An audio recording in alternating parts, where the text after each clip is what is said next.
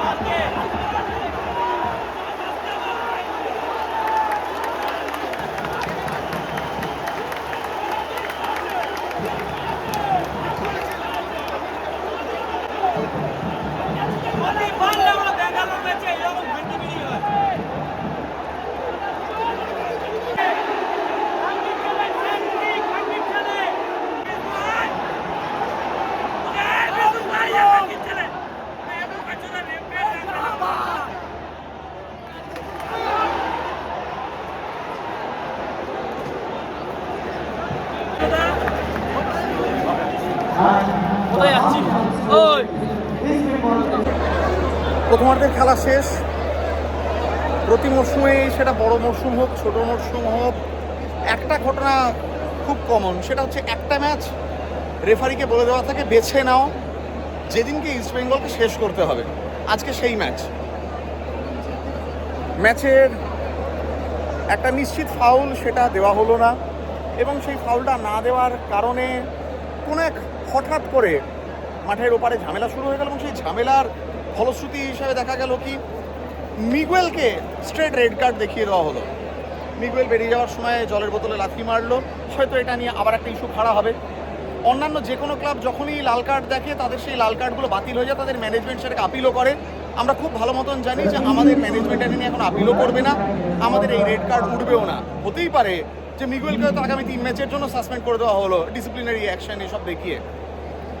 দিনের শেষে আমরা 2-1 পিছিয়ে আছি। দ্বিতীয় গোলটা হওয়ার পিছনে আবার সেই ডায়মন্ড হারবার ম্যাচের কথা মনে পড়ে গেল। গিলের ভুল, একজন কিপার তার পেটে বল লাগার পরে সে বলটাকে কার্ল আপ করে না জড়িয়ে কি করে পেটে লেগে বল ডিফ্লেক্ট করছে। এমন নয় যে গিলের ভুঁড়ি আছে ডিফ্লেক্ট করতে পারে, রোগা চেহারার একটা প্লেয়ার, তার পেটে লেগে বল ডিফ্লেক্ট করে গেল, সেই বলটা গোলে ঢুকিয়ে দেওয়া হলো। তো এইগুলো আমাদের সঙ্গে ঘটছে। এখনো পর্যন্ত ইস্ট বেঙ্গল যেটুকু খেলেছে, খুব যে খারাপ খেলেছে সেটা বলা যাবে না, যথেষ্ট ভালো খেলেছে। 10 জন নিয়ে যেভাবে প্রেস করেছে, আরেকটা মোহামেডান ম্যাচ হয়তো হবে না সেই যেখানে আমরা 9 জনে নেমে গিয়েও 0-0 রেখেছিলাম। ড্র করা হারা আজকের এই ছোট লিগে সেটা দুটোই সমান। ইস্ট বেঙ্গল ফাইট দিক, লড়াইটা করুক। আজকের ম্যাচে জেতা হারা এই মুহূর্তে ভাবার জায়গাতেই নেই, ফাইট দিক, দেখিয়ে দিক ইস্ট বেঙ্গল এখনো দ্বিতীয়ার্ধের খেলা বাকি আছে। দেখি দ্বিতীয়ার্ধে যদি আমাদের জন্য কোনো চমক অপেক্ষা করে থাকে, ততক্ষণ সঙ্গে থাকুন। জয় ইস্ট বেঙ্গল। সেই এক খেলা ও cross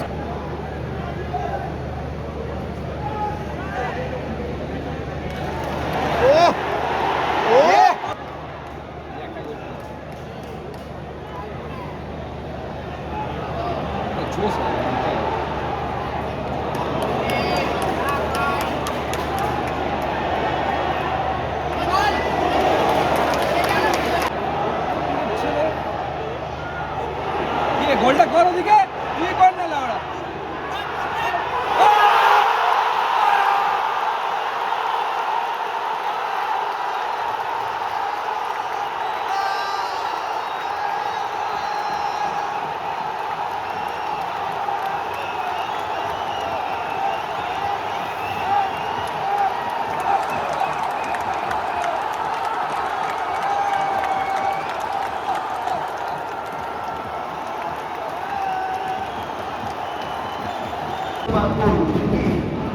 Just number 9, Houston is out.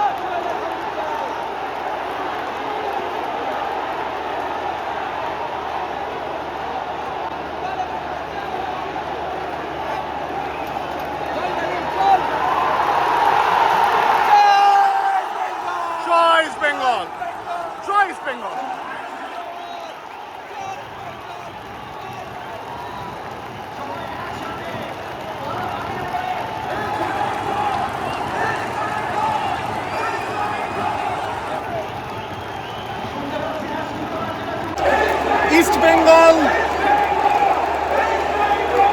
হারার মানসিকতা নিয়ে মাঠে নামছে না, এটাই সবচেয়ে বড় প্রাপ্তি। ড্র করেছি, এই ড্র জয়ের থেকে অনেক উপরে, অনেক প্রতিকূলতার বিরুদ্ধে গিয়ে দাঁড়িয়ে আজকে ইস্ট বেঙ্গল দেখিয়ে দিয়েছে ইস্ট বেঙ্গল কি জিনিস। দর্শন নিয়ে, এটাই হলো ইস্ট বেঙ্গল, এটাই ইস্ট বেঙ্গল। জয় ইস্ট বেঙ্গল, জয় ইস্ট বেঙ্গল, জয় ইস্ট বেঙ্গল, জয় ইস্ট বেঙ্গল।